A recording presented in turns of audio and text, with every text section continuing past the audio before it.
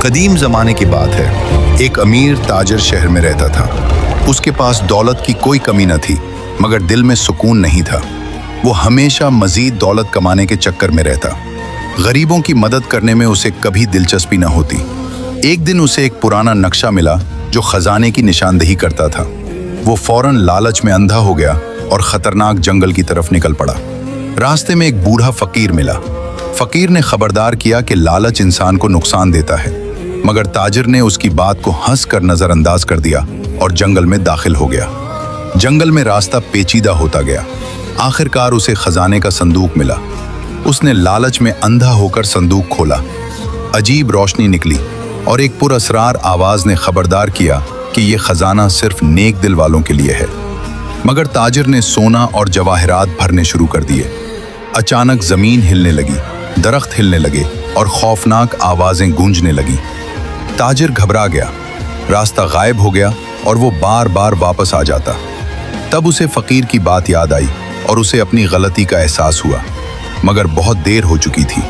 آخرکار تاجر نے خزانہ زمین پر پھینک دیا اور سچی توبہ کی۔ اس نے دل سے معافی مانگی۔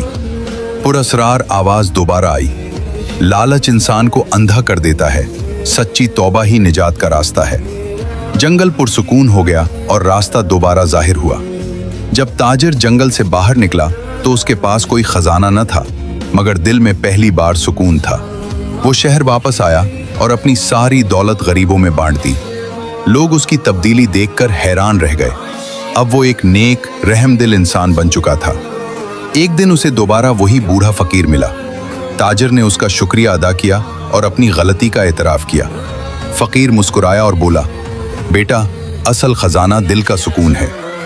تاجر نے سر جھکا کر تسلیم کیا اور عہد کیا کہ وہ کبھی لالچ میں نہیں آئے گا۔ وقت گزرتا گیا۔